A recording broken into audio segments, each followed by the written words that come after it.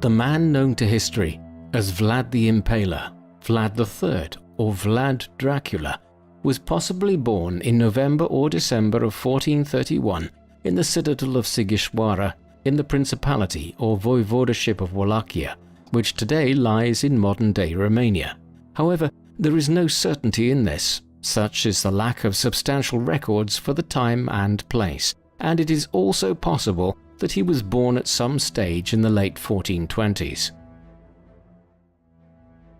Vlad's father was Prince Vlad II, ruler of Wallachia, the illegitimate son of Prince Mircea I, the Brave of Wallachia. The identity of Vlad the Impaler's mother is not known for certain, but many historians believe she was Vlad II's first wife, Kniazna, also called Eupraxia of Moldavia, the eldest daughter of Prince Alexander the Good.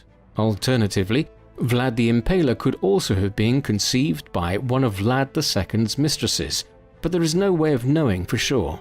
Yet regardless of who his biological mother really was, Vlad was regarded as a legitimate son of Vlad II, also known as Vlad Dracul.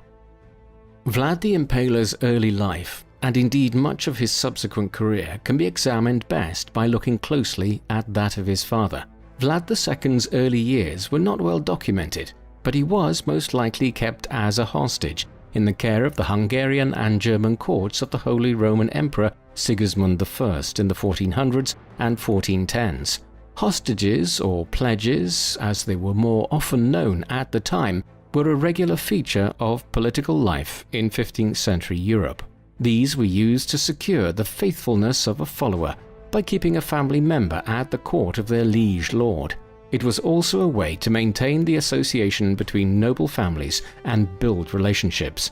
For Vlad the Impaler's grandfather, Mircea I, Vlad II's father, it allowed him to gain further access to the royal courts of Hungary and the Holy Roman Empire, as well as securing a more opportunistic future for his illegitimate son.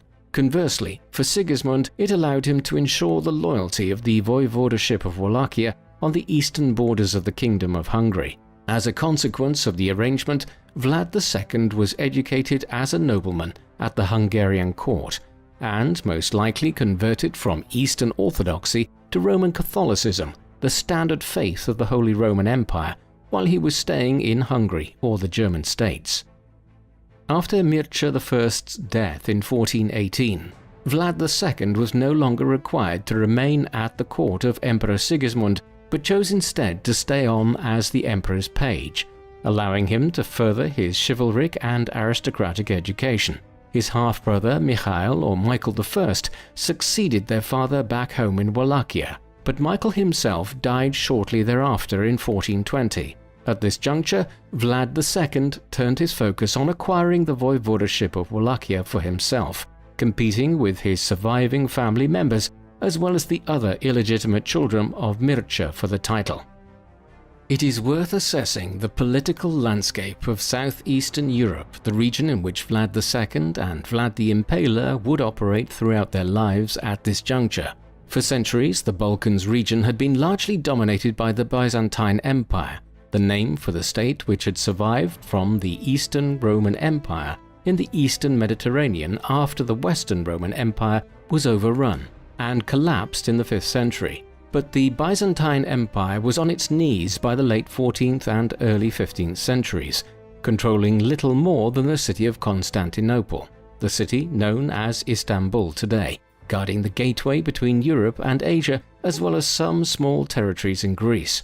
Much of its other territories in regions such as Anatolia in western Turkey, Thrace, Bulgaria, and Macedonia had been conquered by the rising power in the region, the Ottoman Turks, a Muslim power who had expanded out of the region approximating to modern-day Turkey. Further to the northwest, the main power was the Christian Kingdom of Hungary, the ruler of which was Emperor Sigismund, at whose court Vlad II was a pledge for so many years. And then, between the Kingdom of Hungary and the Ottoman Empire were several smaller states such as the Kingdom of Serbia, the Kingdom of Bosnia, the Voivodeship of Wallachia, and the Principality of Transylvania, the latter two constituting much of modern-day Romania. In the 15th century, there were two processes playing out across the region. Firstly, the Ottomans were set on capturing Constantinople and bringing the long-lived Byzantine Empire to an end. Secondly, the Ottoman sultans wished to expand further northwest into Christian Europe. In the process, the buffer states on Hungary's eastern and southern borders, such as the voivodeship of Wallachia, would become key battlegrounds during the 15th century in the fight against Ottoman expansion. Indeed, fighting had occurred at the Battle of Kosovo in June 1389, when the Ottomans clashed in a bloody but indecisive battle against the Serbs, Bosnians, and other Christian powers in the Balkans. In the aftermath of this, the Serbs were weakened to the extent that they largely became vassals of the Ottomans. At the time of Vlad III's birth around 1431, Wallachia was still largely a client principality of the Kingdom of Hungary, but this was increasingly challenged by the Ottomans, and many of the boyars or nobles of Wallachia were considering which side it would be best to be on. As the Turkish expansion continued, both Vlad the Impaler and Vlad II would be highly involved in these affairs. The population of the Principality of Wallachia was just as distinctive as its geography, made up of different cultures including Transylvanians, Slovaks, Germans, Greeks, Hungarians, Roma, Slavs, Jews and Turks, and followers of various religions including Eastern Orthodoxy and Christianity, but there were also Protestants, Jews, Muslims, pagans, and Catholics. The land and its people were battle-scarred, hardened by the continual fighting, external pressures, and internal upheaval from serving as the field upon which wars were fought by the Islamic and Christian armies for the fate of Europe.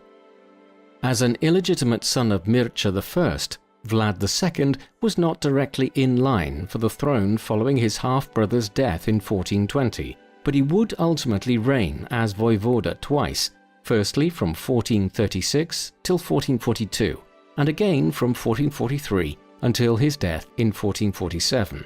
But at the time of Vlad the Impaler's birth, this all lay ahead, and at that juncture Vlad II was assigned by the Hungarian nobles to serve at Sighișoara to defend the region against any possible Ottoman incursions.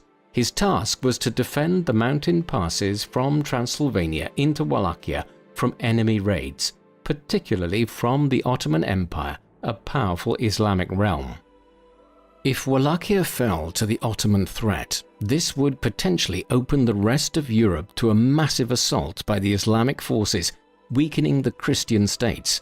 Upon coming to power in 1436, Vlad II found himself at a precarious crossroads. His principality torn between the growing strength of the Islamic Ottomans and the divisive factions of the Catholic European court. Vlad Dracul was expected to side with his fellow Christians against the Turks, who had already taken much of the Orthodox lands of the Byzantine Empire. In 1431, the same year Vlad the Impaler was born, his father was inducted into the chivalric Order of the Dragon, a military order founded by Emperor Sigismund in 1408.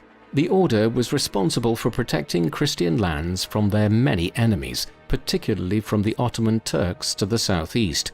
As a result of becoming a member of this prestigious order, Vlad II received the cognomen Dracul, derived from the word drac or dragon, although in modern Romanian, drac translates to the word devil. Vlad II Dracul would have several children, 3 legitimate sons, Mircea II, Vlad III, and Radu the Handsome, and at least 1 illegitimate son, Vlad the Monk. The sons all received the sobriquet named Dracula, meaning son of the dragon, after Vlad II had been inducted into the Order of the Dragon.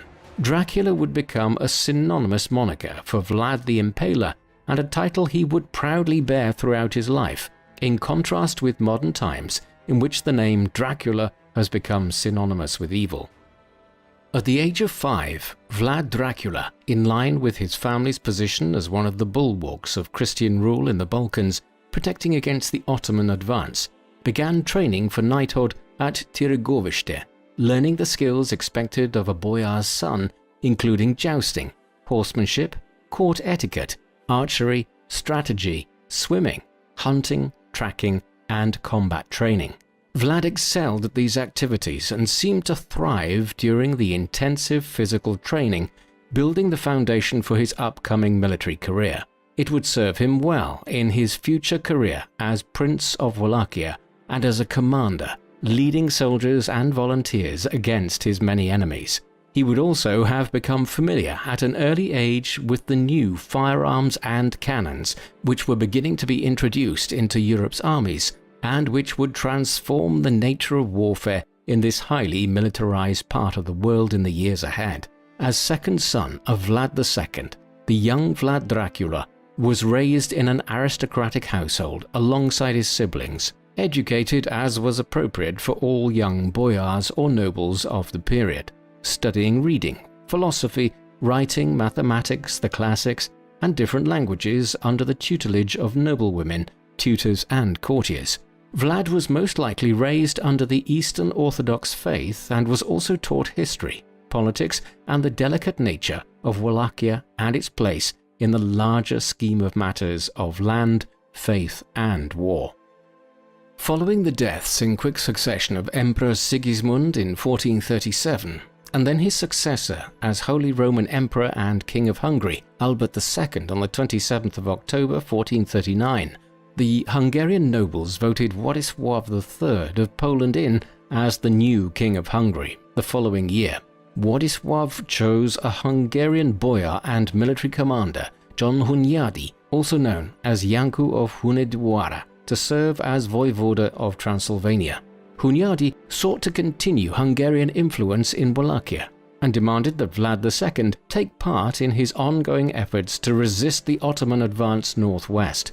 Conversely, the Turks were seeking to invade the Principality of Transylvania at this time and asked the Wallachians to assist them. Vlad II ignored the Ottomans, turning to serve alongside the Hungarians and Transylvanians. John Hunyadi, Vlad II and their allies successfully pacified the eastern counties, pushing the Turks back and ultimately reinstating the protection of Hungary's southern border in March 1442, when the future Vlad the Impaler was still only in his early teens. Vlad II was promptly accused of treason by the Ottomans for helping the Hungarians and faced reprisals. Shortly after his shared victory over the Turks, Vlad Dracul brought his sons Vlad and Radu to the court of Sultan Murad II, and all of them were immediately imprisoned by the Ottomans and held until a new alliance could be arranged between Vlad II and the Turks. The Sultan demanded payment and a show of loyalty, so Vlad Dracul could redeem himself in the eyes of the Turks for his efforts. He reluctantly agreed, handing over his sons to the Sultan as hostages until the debt was repaid to the Ottomans. All of this highlights the increasing difficulties faced by the nobles of Wallachia in this period, caught as they were between two powers, the King of Hungary and the Ottoman Sultan, who both viewed the Wallachians as their subjects. Vlad II returned to Wallachia from the Ottoman court, having left his sons behind as pledges, only to find that he had been replaced with Basarab, Dracul's cousin, by John Hunyadi during his absence. Hunyadi then turned his focus on the approaching Ottoman army and defeated them in August 1442, following the Turk attempt to annex Wallachia. Vlad Dracul tried to remain neutral during the period of his son's imprisonment and hoped to see them released shortly after, while he also sought during the mid-1440s to build a relationship between the Turks and the Christians of Wallachia and Hungary, hoping for a diplomatic resolution to the growing tensions which Wallachia had become the epicenter of. In the course of the mid-1440s, Vlad II Dracul's compromised position, in which his sons were effectively being held as surety for his good behavior by the Ottomans, was eventually uncovered in Buda, the Hungarian capital, infuriating the Hungarians who, under the command of Hunyadi, led an attack against Vlad II, forcing his eldest son Mircea to flee. With the aid of the Ottomans, Vlad II was able to overthrow the Hungarians and retake Wallachia, but his success was short-lived. The boyars, led by a cousin of Vlad's, confusingly called Vladislav, overthrew him and sought to gain aid from John Hunyadi to prevent Vlad Dracul from returning. The coup by the boyars resulted in Vlad II having to raise an army with the help of the Ottomans who had remained behind and to recruit from Wallachia. Hunyadi and his forces arrived, and in 1447, the Hungarians, Transylvanians, and the Wallachian boyars, led by Vladislav, defeated Vlad Dracul and Mircea's armies, capturing Mircea. Mircea was subsequently tortured, having his eyes burned out and then being buried alive. Vlad Dracul returned to avenge his son, but was captured and executed shortly after, most likely either by being beheaded or burned at the stake at some point in November 1447. It is generally believed that Vlad Dracul was betrayed in this instance by his cousin Vladislav, who subsequently succeeded to the voivodeship as Vladislav II in 1447. This background of political intrigue and internecine conflict, both within Wallachia and the wider Balkans, would inform all of Vlad the Impaler's own career. He and his brother Radu had been left in the care of Sultan Murad II, who treated the children well despite their status as prisoners. The boys most likely witnessed the brutality that the Turks could inflict on their captives during the 1440s, and were advised to remain obedient. According to many historical sources, the positive treatment of Vlad and Radu by the Sultan was due to their being regarded as guests rather than prisoners, in much the same way as their father had been well treated as a pledge at the court of Emperor Sigismund over 30 years earlier. The goal of such positive treatment was to engender the loyalty of the Wallachian princes and ensure that they would one day return to Wallachia and rule the voivodeship as pro-Ottoman rulers who would ally with the Turks against the Hungarians and their allies. However, Vlad would prove impervious to these efforts to win him over. Vlad III and Radu Dracula continued their studies at the Ottoman court at the Egrigos citadel in the Anatolian plateau, located in what is today central Turkey. Despite their Christian background, the brothers studied the Quran, as well as literature and the Persian and Turkish languages, receiving the traditional education of noblemen, which included logic, warfare, philosophy, combat, and horseback riding. Vlad threw himself into the fighting arts, his hatred for the Turks seeming to drive his training, focusing on his ultimate goal to become voivoda of Wallachia and annihilate the Ottomans. Despite the Ottomans' efforts to control the Wallachian princes, Vlad fiercely resisted and was subjected to brutal punishment as a result.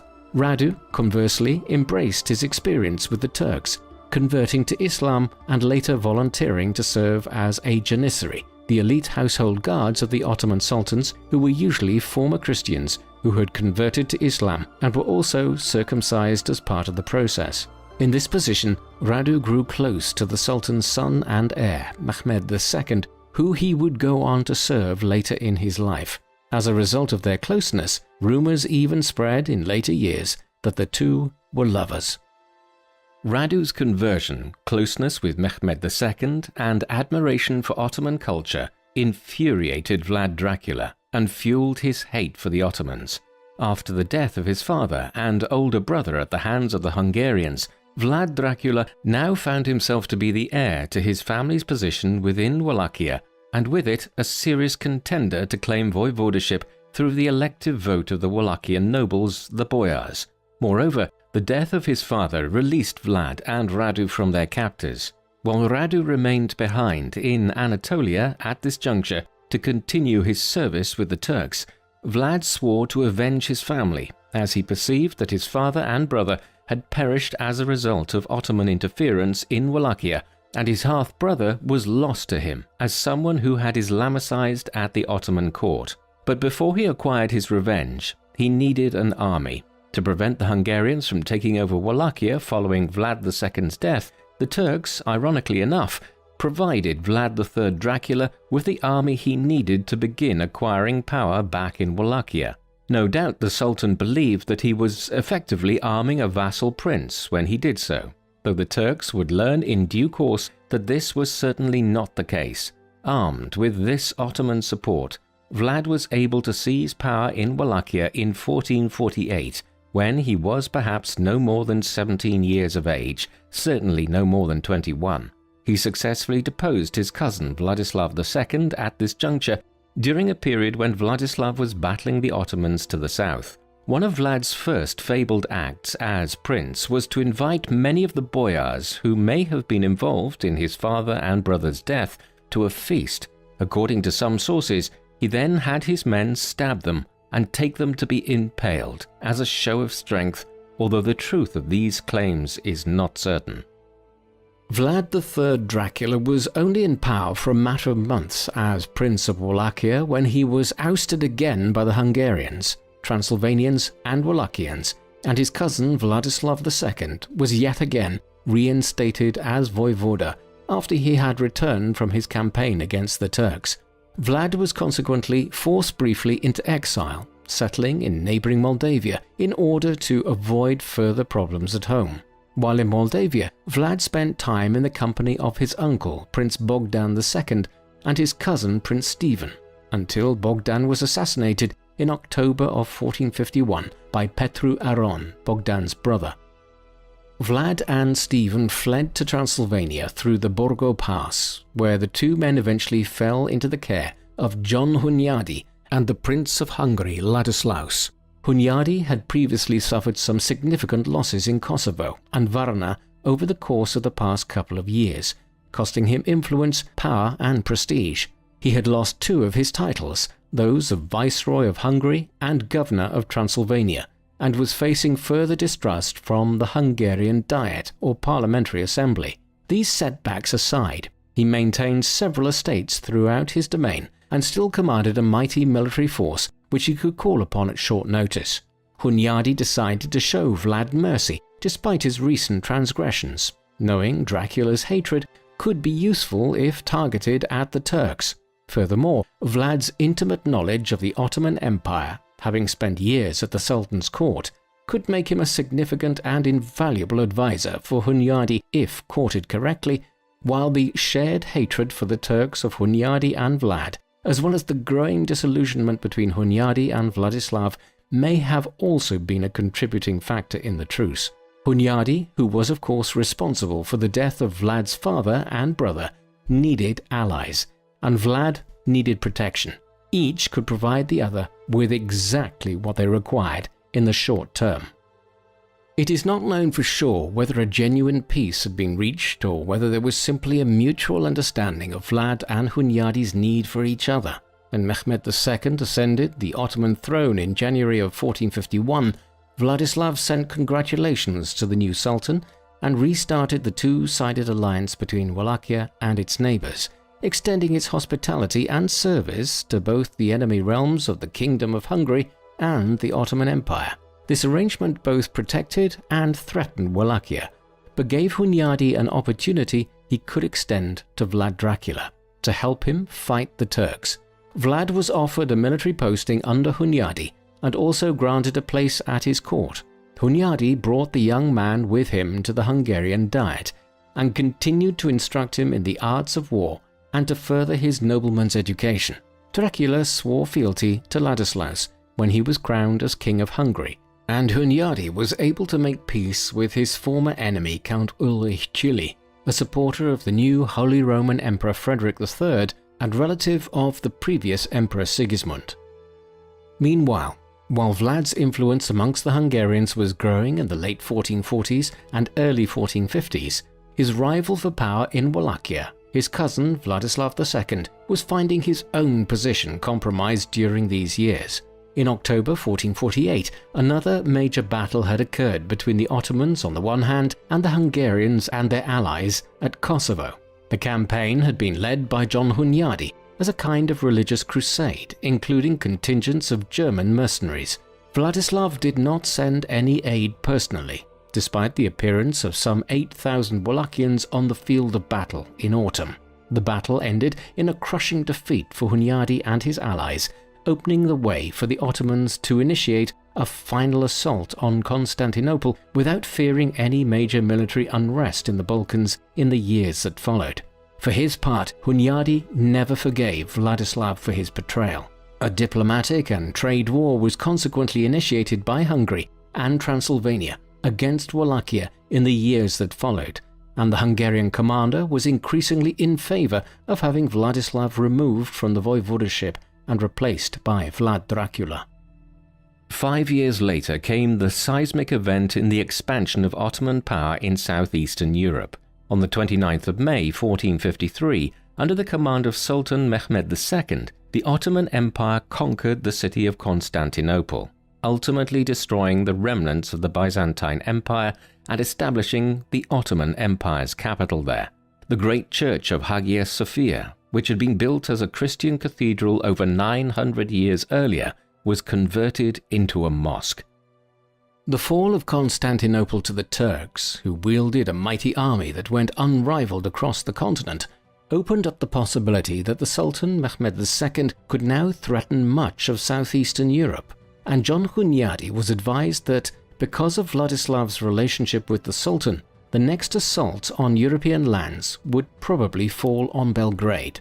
If Belgrade fell, this would open the Kingdom of Hungary to further assaults by the Turks, especially by the Turkish fleet, which could use the Danube to sail into the cities of Vienna and Buda. In the winter of 1455 to 1456, the Ottoman army was raised near the fortress of Adrianople, or what is today Edirne in northwest Turkey. St. John of Capistrano, a Minorite Franciscan monk who would later be canonized by the Catholic Church, spoke at Győr, Hungary, and inspired others to action against the Ottomans, exclaiming, "God wills it that we chase the Turks out of Europe." Such words had rallied millions to crusade over the course of the past 4 centuries, and Hunyadi, Vlad, and Hunyadi's son Laszlo had been in attendance, moved by the call for a new crusade against the impending invasion of the Ottomans. Vlad was instructed to stay in Transylvania and given permission to launch attacks against Vladislav II, which would potentially alleviate pressures on Belgrade and pull Ottoman focus away from their objectives in the city. Vlad was more than happy to oblige. Vlad led several excursions throughout Wallachia and Transylvania to harass and overwhelm Vladislav, who found himself combating both the standing armies and recuperating from small skirmishes. These culminated in a meeting at the market town of Tyrant on the 20th of August 1456. Here, Vlad the Impaler met Vladislav on the field of battle as their armies prepared to fight one another. But before a wider clash erupted, Vlad rode across the field and challenged his foe to hand-to-hand combat. Vladislav agreed, and in the clash which ensued, Dracula killed Vladislav II. Thus, after nearly 9 years, he had finally avenged himself on the man who had overthrown and killed his father and brother. In the days that followed, Vlad regained the voivodeship of Wallachia and established himself as the undisputed ruler of the principality. Upon taking up the crown of Wallachia, Vlad took the title Prince Vlad, son of Vlad the Great, sovereign, and ruler of Ungru-Wallachia and the duchies of Amlash and Fagarash. The duchies had been granted to him by King Ladislaus for returning to his favor. He worked with local mayors in Transylvania and Hunyadi's son Laszlo, the new commander of Belgrade, to establish a relationship with them and protect his borders. To the north, he tried to incite the boyars to revolt against his Moldavian enemy Petru Aron, another local Balkan prince who, like Vladislav II, had thrown in his lot some years earlier with the Ottomans. In 1457, just a few months after acquiring control of Wallachia, Vlad's cousin Stephen was also successfully installed in Moldavia, following the overthrow of Petru Aron there.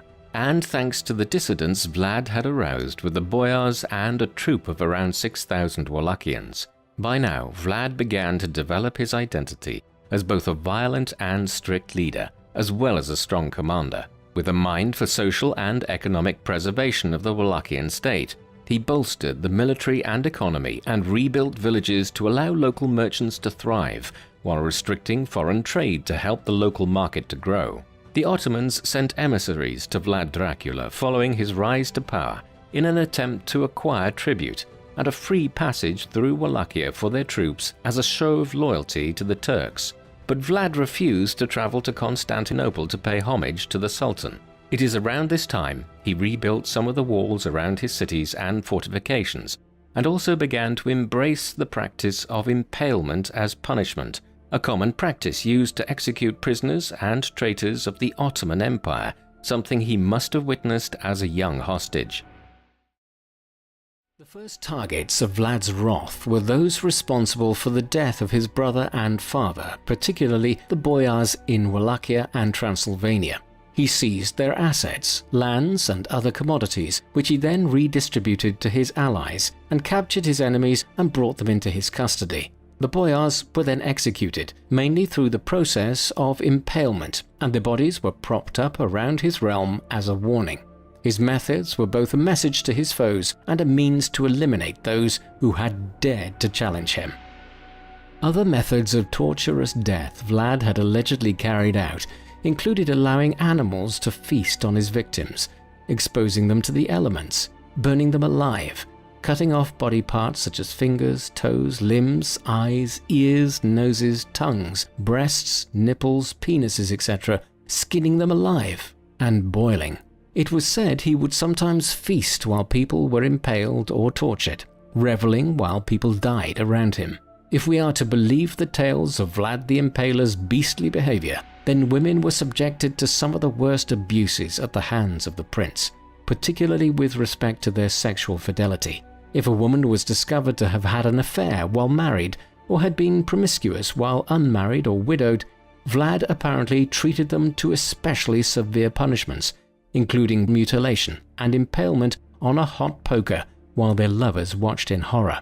The paramours would often be made to be involved in the torture, forced to consume the mutilated body parts while their partner bled out. How much of this supposed behavior should be literally believed is open to interpretation. Much of it may have been the fanciful imagination of writers in the more civilized climes of Vienna and Buda, writing about a supposedly savage border lord far away in Wallachia. Some of this brutality is more attestable. For instance, Vlad was especially violent towards foreign peoples on his lands. There were populations of Saxons or Germans from the southeastern region bordering on what is today Poland and the Czech Republic, who settled throughout the Wallachian Principality and served as a separate community within the realm. In one notable story, Vlad learned that a Wallachian merchant in the city of Brasov had his goods taken by Saxon merchants who had refused to pay him. Vlad allegedly had all the Saxons in Brasov rounded up and impaled for their treachery towards a Wallachian citizen. The extent of this is again unclear, but there were extensive pogroms of the Saxons in Wallachia around the mid-16th century. Legends surround Vlad Dracula pertaining to his cruelties, but also to how much his own people feared his wrath. One famous story concerned the Golden Cup, a magnificent chalice that was placed in the town square of his capital, Târgoviște, in plain view of all who passed by. The statute of the golden goblet was simple. Anyone could use it to drink from, but the cup could never leave the confines of the square. At the time, there were around 60,000 individuals living in Târgoviște. The cup was never taken during Vlad's reign. Such was the fear he is believed to have inspired in his subjects. Vlad was also said to have been faced with a large population of poor individuals and had to come up with a means of ending poverty in Wallachia. To do so, Vlad supposedly invited hundreds of the impoverished from Târgoviște to a massive feast where they reveled in the generosity of their prince and ate and drank to their heart's content. Vlad responded by locking the doors of the hall and setting it ablaze. No one escaped. These stories became commonplace and were sensationalized by the Turks, Saxons, Hungarians, Transylvanians, and other enemies Vlad made over the course of his life.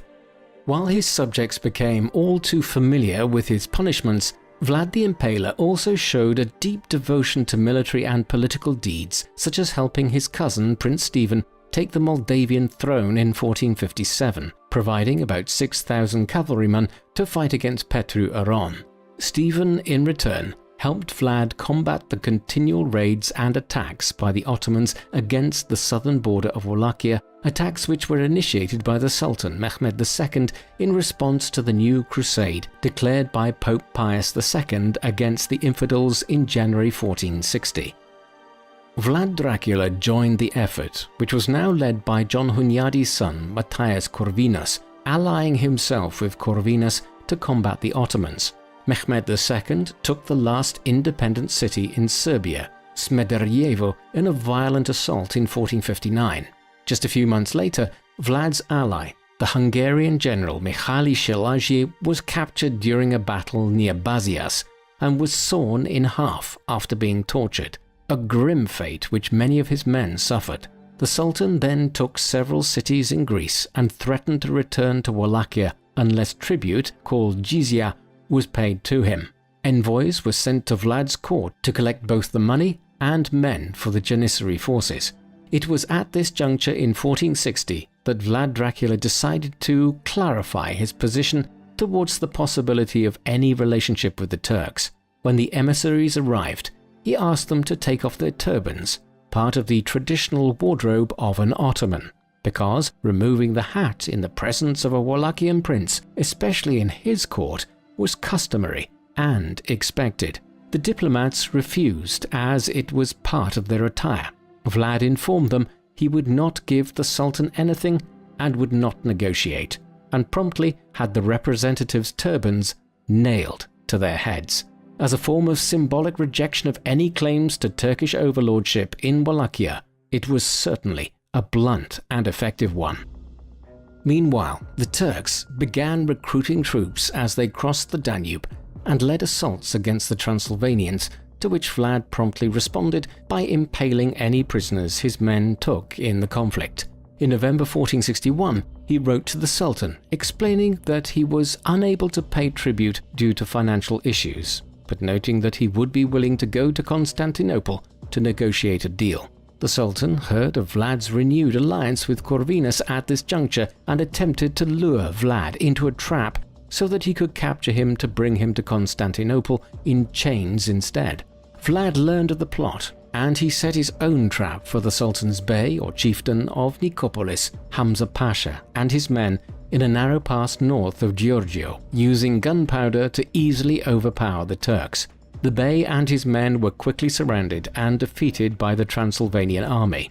Vlad the Impaler then had the Turkish troops killed by impaling them. He had Pasha skewered on a stake that would stand taller than his men to signify his rank and place. He had the staked bodies placed in a field, forming a macabre forest. Vlad was evidently perturbing the Sultan in Istanbul at this stage. When he was informed of the ambush, he is said to have struck the messenger who delivered the news, in fury at this latest setback. Vlad now undertook a fierce campaign into Ottoman lands in the spring of 1462.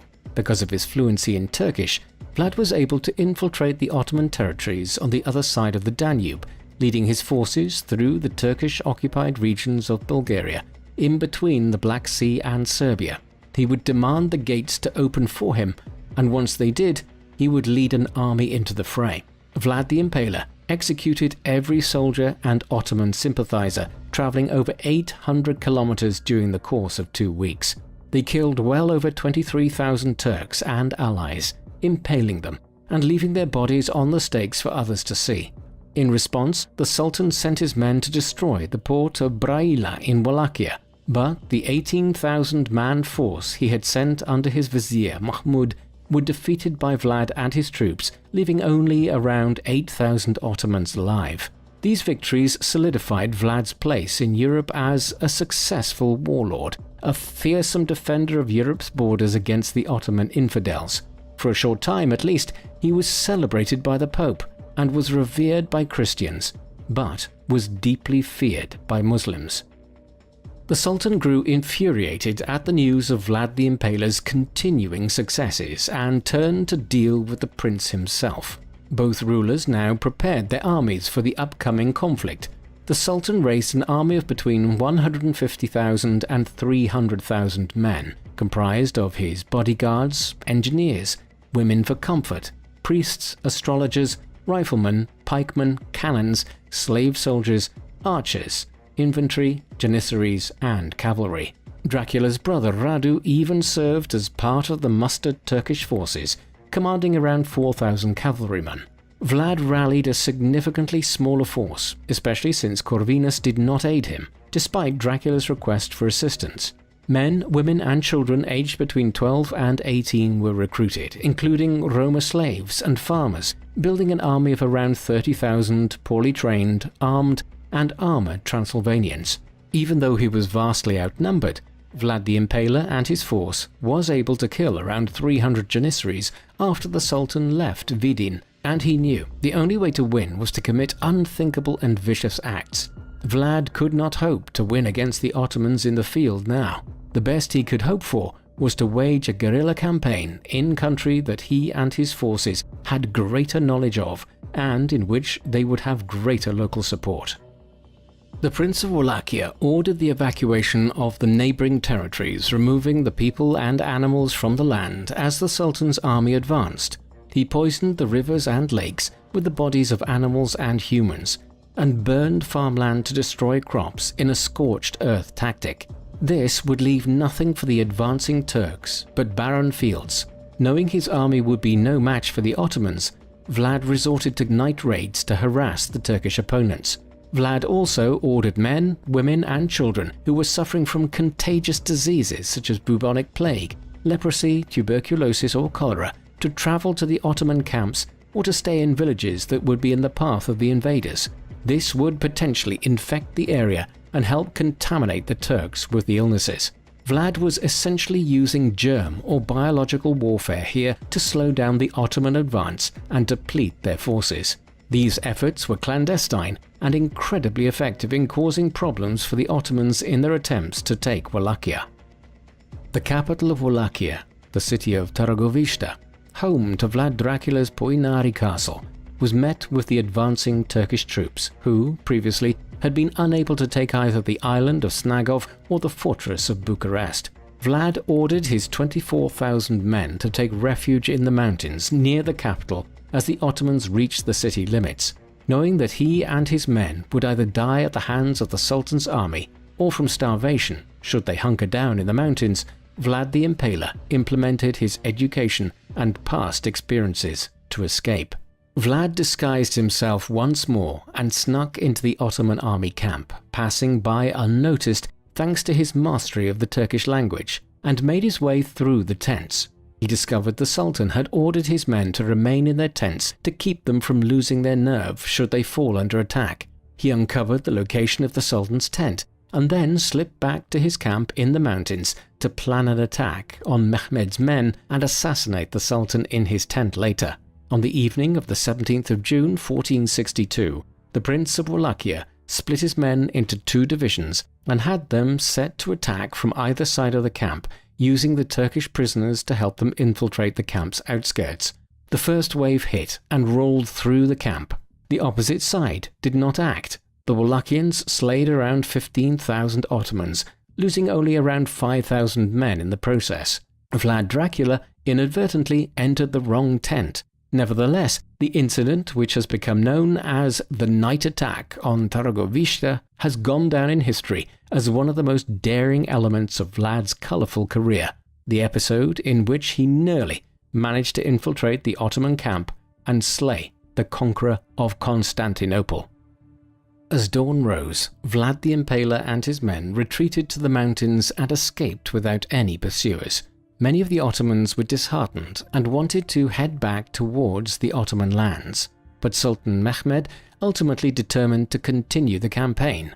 Yet just hours later they came upon the macabre field which Vlad had decorated months earlier with the bodies of Hamza Pasha and his 20,000-man army. The Turks were horrified by the scene, which even by the standards of Balkan warfare in this brutal period was particularly shocking.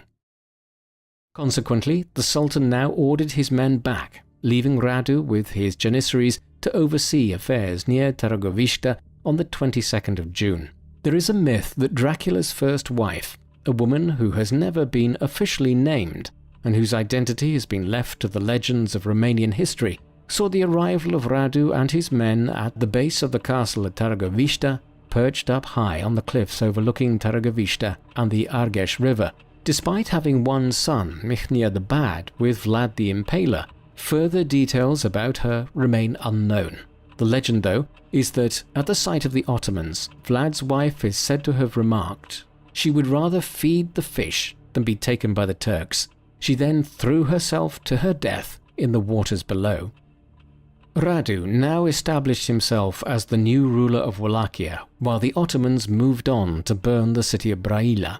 Radu Dracula led several attacks throughout Wallachia, while his brother and the remnants of Vlad's forces hurried to the town of Chilia. Here, Stephen III of Moldavia had initiated a siege, hoping to take advantage of the distress his former close ally found himself in as a result of the massive Ottoman invasion of his lands. Vlad and his army successfully repelled Stephen and his forces, injuring Stephen in the process, but despite this limited success, Vlad was forced to flee to Hungary to seek aid from Matthias Corvinus to plan future battles and strategies. In Hungary, by the end of the autumn of 1462, Vlad believed that he had successfully acquired Hungarian support to launch a counterattack against the Ottomans the following spring. That Corvinus had actually planned a trap at Castle King's Rock, capturing Vlad just as he crossed into Wallachia. Why Corvinus betrayed Vlad is not precisely known, although it has been suggested Corvinus hoped to be named Holy Roman Emperor, and it would have been in his interest to end any aggression with the Ottomans so that he could turn his attentions towards Central Europe. Whatever the purpose of it, Corvinus would not be named Holy Roman Emperor, although in 1464 he was dubbed King Matthias of Hungary. Vlad fell victim in late 1462 to his having been a border warlord caught between the Hungarians and the Ottomans. Despite his determined opposition to the Turks over a decade-and-a-half long period, he was still distrusted in Buda, and as a consequence he was imprisoned on suspicion of coordinating with the Sultan, despite how improbable this seems.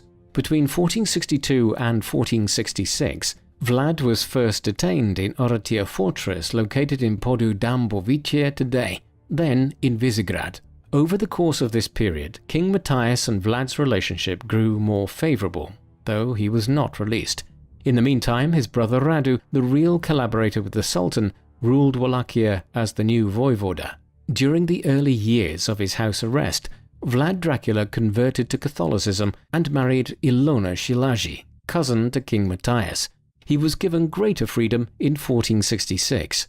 Vlad and Ilona were also gifted a home in Pest, one of the two towns on either side of the Danube, along with Buda, which would later join to become Budapest. Here they lived with their two sons, Vlad IV, Tepelus, and Mircea.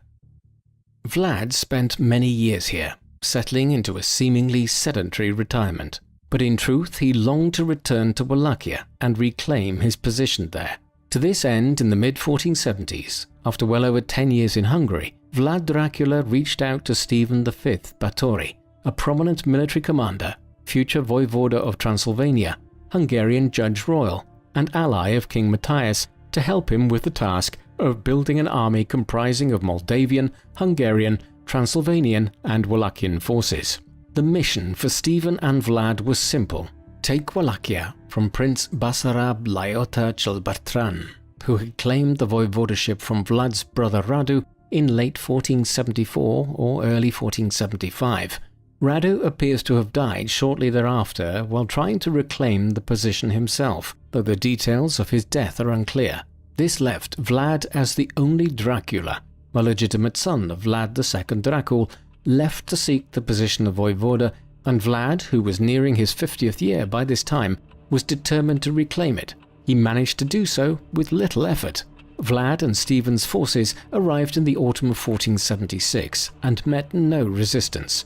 Instead, Basarab's army fled and allowed Dracula to resume his rule over Wallachia.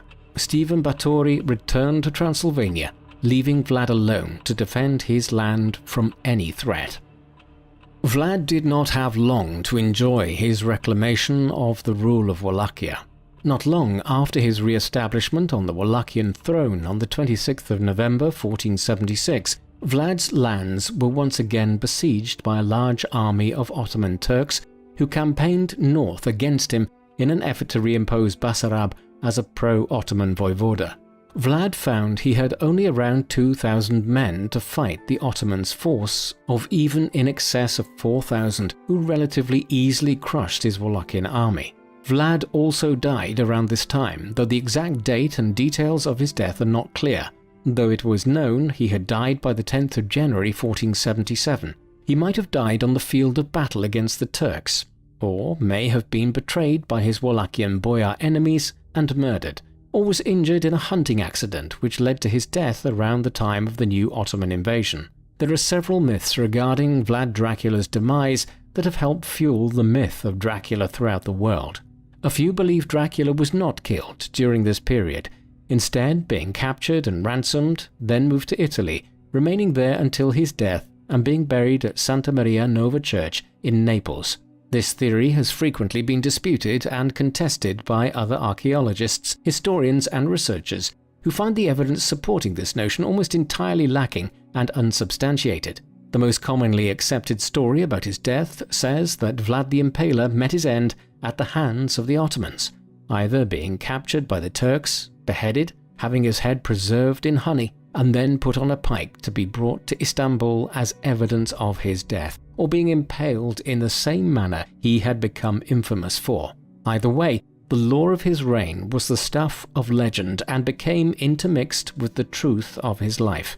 It is not known exactly where Dracula was buried, although there were rumors that he was interred callously by his adversary Basarab the Elder at the Comana Monastery, which Vlad had established and constructed. In 1931, archaeologists found a casket draped with a purple and gold veil at the Snagov Monastery in Bucharest. Aside from a skeleton, the coffin contained pieces of silk brocade, a ring like one worn by members of the Order of the Dragon, and a crown reminiscent of an oil painting of Vlad the Impaler. Was this Vlad himself? The contents of the grave of Snagov were taken to the History Museum of Bucharest to be studied, but all the artifacts and bones promptly vanished, adding further to the mystery and legend of Vlad Dracula and the whereabouts of his corpse. In the aftermath of Vlad's death, the Principality of Wallachia continued to experience years of instability, being governed by short-lived rulers such as Basarab Vlad Batran, who briefly reclaimed the voivodeship at the time of Vlad's death, but who was then himself quickly overthrown by a new Hungarian-supported voivoda, Basarab IV. Throughout this tumultuous era, the principality was devastated as a result of being caught between the Ottoman Turks on one hand and the Christian powers to the northwest and the Kingdom of Hungary on the other. Thus, for instance, on the 13th of October 1479, the Battle of Bredfield was fought in nearby Transylvania, a major battle between the Hungarians, allied with the Serbs, Wallachians and others, against the Ottomans. This was the largest battle yet fought in the Balkans to prevent the Ottoman advance in the aftermath of the fall of Constantinople, and ended in victory for the Hungarians and their allies. Ultimately, however, the Turkish advance was too strong, as sheer numbers led the sultans to begin imposing themselves more fully over Wallachia, Transylvania, Moldavia and Serbia in the early 16th century. This was compounded by growing divisions within European Christendom, following the inception of the Protestant Reformation in the late 1510s. Thus, in 1526, Sultan Suleiman the Magnificent defeated the remaining Balkan powers and the Hungarians at the Battle of Mohacs. Consequently, for the next 2 centuries, the Austrian Habsburgs were the front line of European Christendom's defense, a role it had to perform on many occasions, most notably in 1683 when the Turks threatened to capture Vienna itself, and during which they were only prevented from doing so by the arrival of the Polish army to relieve the Austrians. Given all of this, it is unsurprising to find that Wallachia, despite Vlad's efforts to resist Turkish encroachments, fell firmly under Ottoman control in the 16th century, and remained in that position until the late 18th century when Turkish domination was swapped for Russian geopolitical dominance in the region. Perhaps unsurprisingly, when Romanian nationalism became a major force in the region in the course of the 19th century, Vlad was reimagined not as a brutal sadistic ruler, but as a Romanian nationalist himself who had tried to resist Turkish subjugation of Wallachia. Today, Vlad Dracula is frequently considered to be a prime example of a human embodiment of evil. His violence and cruelties towards his own people and enemies became synonymous with his name. His most famous portrayal came in the form of Bram Stoker's Dracula, a late 19th century Gothic novel told from the letters of different characters regarding their interactions with a strange man, Count Dracula, who is later revealed to be a vampire. Stoker took his inspiration from Vlad's name, but mainly from the mythology of Romania and the wider Balkans and other aspects of vampiric lore. How does one appraise a character such as Vlad III Dracula, whose life is shrouded in myth, exaggeration, and fantastical tales? Firstly, it must be said that many of the tales about him were doubtlessly embellished and have been further so over the last 120 or so years, as sensationalist accounts have abounded of the life of the man who inspired Bram Stoker's Dracula. What should be said first is that Vlad was almost certainly not as tyrannical and bloodthirsty as many accounts of his life made him out to be. These exaggerated tales about him started early and have continued ever since. Pamphleteers and writers in late 15th and 16th century Europe were just as anxious to concoct elaborate tales about the strange lord who lived on the peripheries of Europe and engaged in excessively cruel behavior. Thus, any assessment of Vlad the Impaler must be undertaken with a hefty dose of skepticism about what has been written about him over the last 550 years. And yet, these reservations aside, there is no doubting that Vlad's reputation must have come from somewhere. He did widely employ the tactic of impaling his enemies on spikes, even though it may be fantastical to suggest over 100,000 people fell victim to this proclivity of his. Equally, he may well have widely employed torture and other terror tactics to try to rule Wallachia.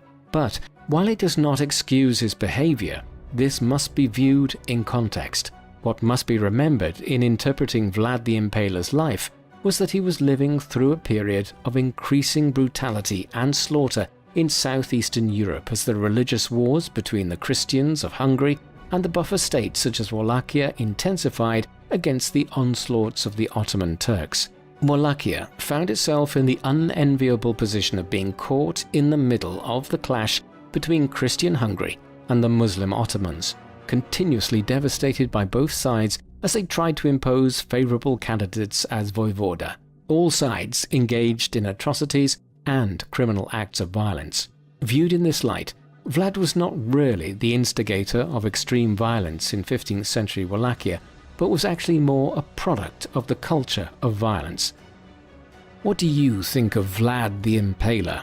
Was he a grim hero and a protector of Romania, caught up in a wider religious war in the Balkans, which Wallachia found itself at the forefront of, or was he a bloodthirsty madman who exemplified the worst parts of humanity? Please let us know in the comment section, and in the meantime, thank you very much for watching.